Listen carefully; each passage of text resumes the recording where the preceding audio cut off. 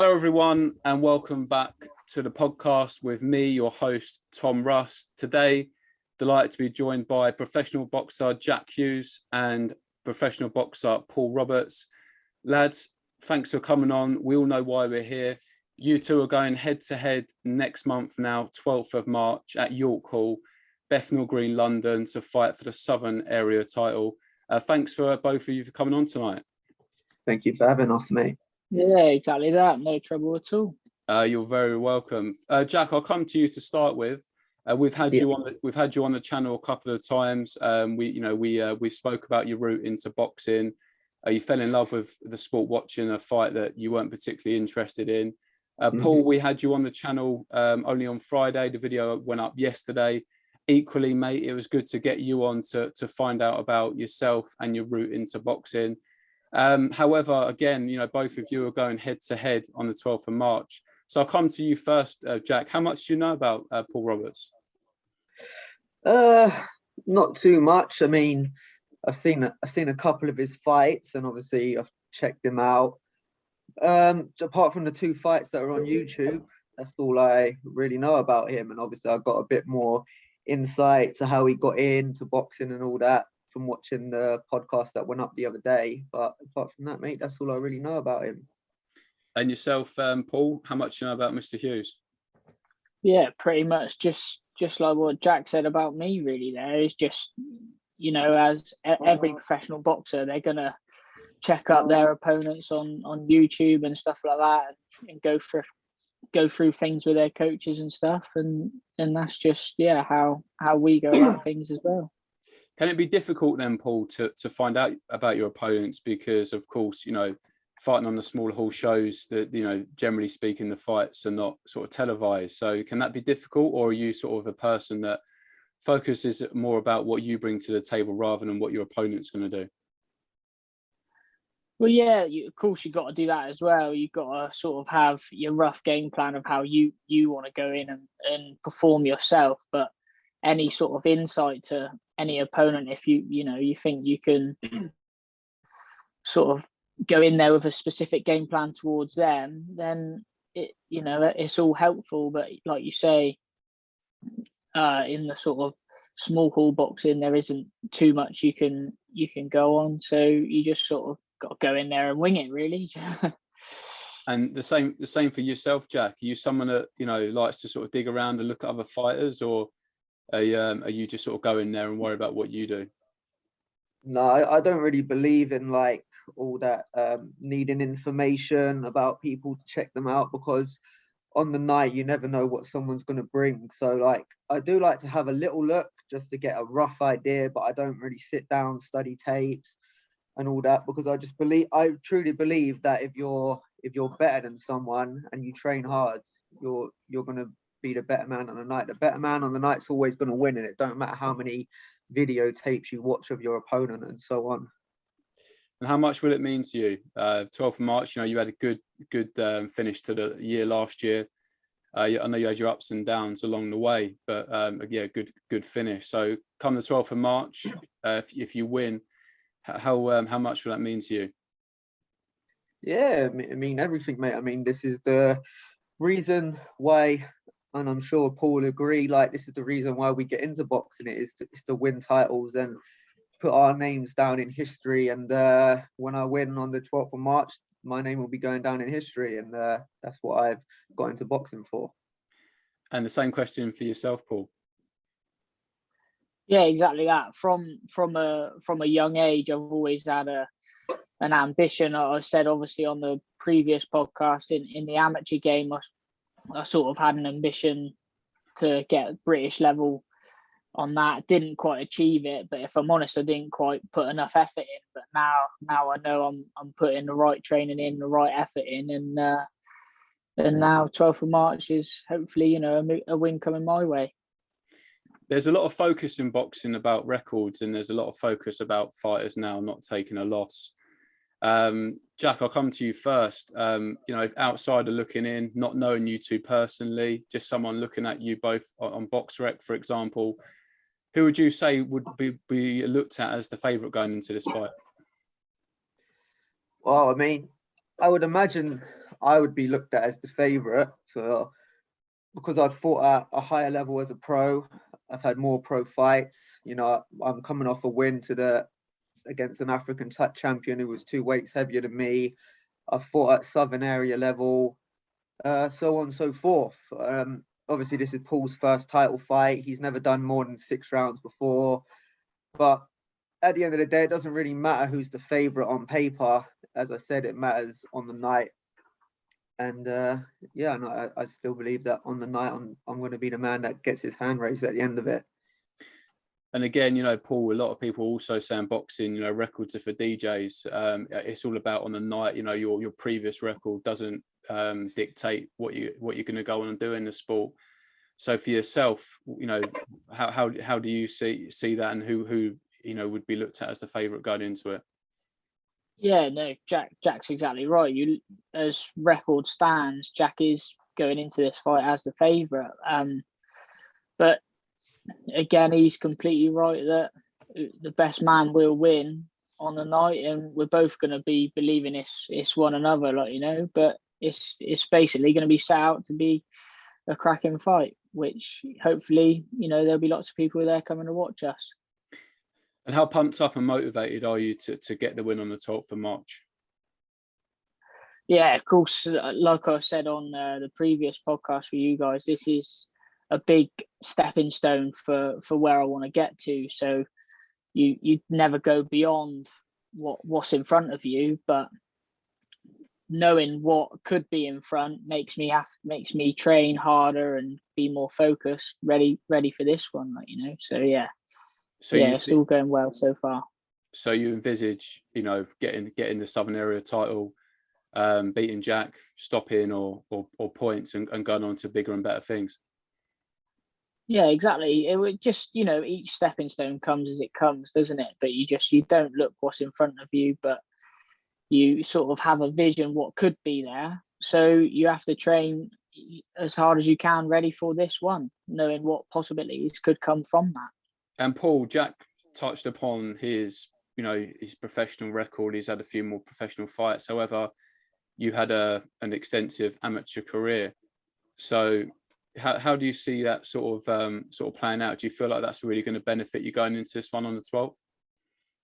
Yeah, of course I do. Obviously, that was a long time ago, but you sort of, you know, we all mature, we all grow as, you know, we get older, and I believe sort of the foundation what the amateur give me is sort of made me mature into a better professional boxer. Obviously, things haven't quite gone my way as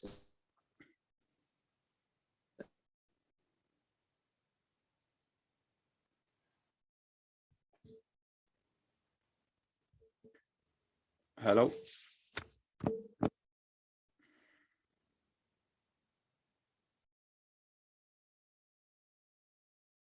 lose it all, isn't he? Hey, he's back. I'm back. Sorry. Yeah, we're still rolling, I believe. Mm-hmm. Yeah, sorry, Paul. Carry on, mate. Yeah, I'm not sure as to what you would have heard. Yeah, so I didn't catch most of the last question. If you want to just repeat yourself, and I can edit that bit out. What was the question? It was about the amateur career, wasn't it? That's right. Yeah. So yeah, I believe that, you know, from my amateur career, I believe it's given me a good foundation to, you know, mature me ready enough for like the professional. This sort of we all mature as we get older, and we all grow and whatnot. But the amateur sort of career I had has given me a good foundation ready for the professionals, and I believe that on the 12th of March it should all go my way, and you know, all of that previous and amateur and everything what I've done up until then is all going to come out ready on the 12th of March. So jumping forward to the 12th of March, Jack, what's going to happen in your opinion? How are you going to beat this man? Just how I tend to beat everyone else. I'm just gonna come forward and set a monstrous pace that most people can't keep up with. And I think that later on in the rounds, I'll start to break Paul down, and there'll be a moment when he's in deep water and he has to answer some questions, and I don't think that he'll be able to answer them questions. I think I've got a style that is tailor-made for him. I think I've got the style that he tends to, if you look at his record, even though, as we have touched upon, records are for DJs, but it gives you an insight of the kind of fighters that people struggle against and so on. And I think the kind of style that I have, Paul tends to struggle against. And I think later on, I'll break him down and I'll break his will. And I think I'll end up stopping him late on in the fight. Your reaction to that, Paul? Well, yeah, it's, Jack's got to believe what he's got to believe, and I just believe what I'm going to believe, and I'll just sort of take things in my stride. It's nowhere where I haven't been before, whether it be in a fight or sparring, and it's something that I believe I can take on the chin. I can get through. I've got a big heart, and I think he's going to be a bit shocked at the power I might have at super flyweight. So but it's all going to be a telltale on the night, and it's going to be a cracking fight. And when he says he's going to take you into deep waters, and you're going to have to answer some questions. Well, yeah, it's, again, like I just said, it's questions what I've answered in the gym, I've answered in previous fights before. All right, yeah, so exactly. I have had losses on my career, but so is Jack, so is many of people. But each night is different, and you just got to believe that on this night that's not going to happen. This night's my night, and we go from there. And what going into the fight on the 12th, Paul? Are you looking to take him the distance, or are you looking to stop him? Well, yeah, of course. Every fight you'd like to not go the distance, really, but I've got it. I know I've got 10 rounds in me, nice and comfortably, and I'm happy for it to go those 10 rounds. I believe that with my boxing ability, I can beat Jack through my boxing ability over those 10 rounds, and hopefully quite comfortably. Your reaction to that, Jack? He's going to beat you with his boxing ability. Says maybe comfortably. I don't know. I have to disagree. I don't think Paul's got the boxing ability to match mine. No disrespect to him, but he's lost to people that I think I could easily beat, and I think some of the people that I've beat, he may struggle against. Like, as I said, I think I've got a start that's all wrong for him, and in his last fight he fought Shoei, and I don't really think much of Shoei. I think if I fought Shoei, I'd smash Shoei all around the ring. I just think he's too small for me. He's not got the power, he's not got the strength, and I think at super flyweight most people don't have the strength that I have. I'm incredibly strong for a super flyweight. My chin's incredibly good. I tend to walk through people's punches at super flyweight, and I fought some hella heavy-handed men. Georgiev knocked out 2 British prospects. I walked through his best shots. I had the African champion 2 weights above me. I think out of 19 of his wins, 10 of them were stoppages. I walked through him, and I just believe I can walk through people at super flyweight. I think if it's a boxing match, I think I win, and I think if it's a scrap, I think I win because I can scrap. One thing I can definitely do is I'm a very, very good scrapper, and if he wants to scrap with me, which I think is going to happen, I don't think it's going to last. And if he wants to box with me, I think I'll outbox him. Does any of that bother you, Paul, with what Jack's saying, or just sort of take it in your stride? Yeah, I'm sort of quite a chilled out chap, really. You take it in your stride, and just believe in what your training's doing for you, and believe in who you're sparring, the quality of the people that you're sparring, the comments of the people that that say to you, you've got this, and say what you're capable of achieving. You just got breathe it all in and take it in your stride. Jack, have you got any message for Paul? No, I just hope he's training well, and we're gonna have a great fight. I think what you've asked me, I've answered it, and the way he's answered your things, I don't have a problem with Paul. So I'm not gonna create a problem between us, but I just believe that on the night, I think I'm gonna be the winner. But I hope everything goes well for him, and after the fight, once I win, I'm sure he'll come again, and he'll be a Southern Area champion one day.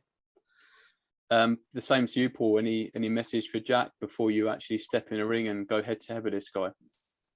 I just hope we both go in there and both come out fit and healthy, and I hope it is going to be the great fight that it's set out to be. And looking forward to shaking hands afterwards. At the end of the day, boxing is a sport. Yes, obviously it's a very physical sport, but yeah, it's a sport, and we're both in there. We're both training, ready for the sport that we're about to take part in, and ready for the shake hands after. But until then, we're going to have a good fight in the ring. And at the moment, with such a big fight coming up, do you even dare to look beyond that? To me or to Jack? Sorry, you, mate. Well, yeah, no, I'm not looking beyond it, not at all. No, you've obviously got things in your head that, possibilities, what could happen, but you always got to train for the future anyway. You can't just kill yourself in a training camp just for now. You've also got to sow the seed ready for the future, so I sort of from your question, I'm sort of saying, no, I'm not thinking of the future, but I am prepared for the future, what comes ahead of me as well. It's there, but it's on the back burner. And for yourself, Jack? Yeah, pretty much the same as Paul said. Obviously we both envision winning this, and we both envision what our futures could look like, but there's no way that I'm looking at this fight saying, I walked past Paul and then got my English title next, and I'll walk past that, and then I'll go on to this and that and this. Because if you look too far ahead, I'm not looking past Paul at all. I'm taking him very serious, training very hard, and I'm expecting a hard, grueling 10-round fight. So, that's what I'm training for. So yeah, I'm not looking past Paul at all. Well, listen, lads, it's been a pleasure getting you both on here. You're both incredibly respectful. Everyone's going to be there on the night, 12th of March, York Hall, Bethnal Green, London. However, I just think it's great to get you both on here. So, for people that follow you both, they get an insight to what you're both thinking early on in this month before the fight, to get an understanding as well of what they may expect come fight night. Yeah, man, thank you for having us. It's I always like jumping on the channel. I think I'm a TRSB Sports podcast favorite. I've been on it so much. He said I've been on more than Shane has, so that's something. So yeah, man, thank you for having us on. Thank you for promoting our fight, and yeah, just thank you for everything you do for us. No, mate, do you know what? You're very welcome. I don't know if you know Paul, but the fella that done the podcast with you, Shane, he had COVID, and he suffered a bit with it, so he was off for quite a while. We had Jack on the channel last year to talk about the Southern Area title fight. As we know, Ricky Little pulled out. I think you're promoted by the same fella, I believe. Yeah, that's right. Yeah, not that I obviously, I obviously don't know the situation as to what's gone on, but I'm obviously just very grateful that Mo's got me in with Jack now, and I'm sure Jack's grateful that his manager promoter has got me involved as well, so he can fight for the vacant title as well, so. Yeah, no, of course. That's why we love what we do. Boxing is a great sport, and boxers are accessible. And again, like I was saying earlier, we've had Jack on, we've had yourself on, and we look to get you on, after the fight as well, and follow your career. But it's been great to get you both on, promote the fight. I'm sure it's going to be an absolute dust up come the night. And where I know people generally know where they can get tickets from. But you know, where is the best place to get tickets, Paul, if they want to come and see you two get it on? So yeah, either contact myself through social media, Paul Roberts on Instagram, Facebook. I've got also a boxing account on Facebook, Paul Roberts Pro Boxing. Twitter as well, just under Paul Roberts.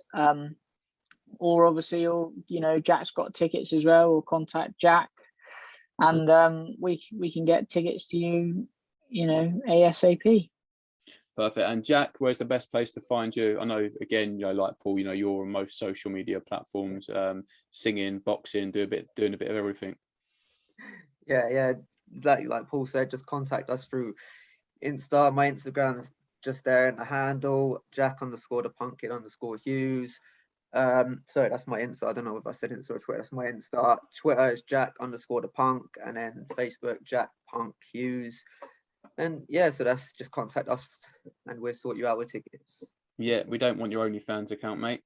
Do you know what? I don't know if you two have seen it. I think actually, Jack, you've seen it. The gloves are off between Williams and Eubank. Just a quick prediction on that, if you don't mind. I'll start with you, Paul, first. If a big fight coming up Saturday, Williams, Eubank, how do you see that going?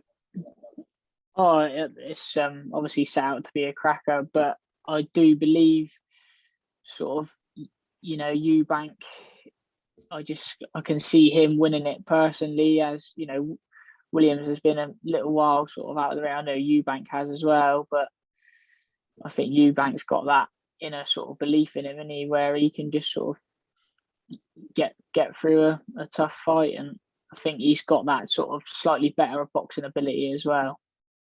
And Jack, how do you see it going? I think personally that fight could be one of the best fights in British history. I think it's got all the makings. Like, both got incredible engines, both non-stop coming forward, relentless punching, both relatively big punchers, and both have fantastic chins. I'm a massive Eubank fan, but I'm also a relatively big Liam Williams fan. And obviously my girlfriend's Welsh, so she's on Liam Williams' side. But as much as I'm a Eubank fan, I think that Williams will take it. I think it would be points, because I think, you know, they've both proven that their chins are pretty insane. So yeah, I think it would be points, but I think that Liam Williams is just that little bit better. I feel like, I mean, they've both fallen short at world level, but I just think Williams has that bit more, like, I think he's fought the better, well, I say he's fought the better opponents, he probably hasn't, but I just think he's that little bit better than Eubank. Well, it's Tuesday night now. We'll find out Saturday. I'm looking forward to that one. But again, Jack, Paul, I really appreciate you both coming on. Both of you incredibly respectful. So thanks. Thank you very much. No, you're very welcome, mate. I'm you know, looking forward to it, and I will let you both know when the video's up. Sweet, mate. Thank you very much. Matt, Thank take you. care. All the best.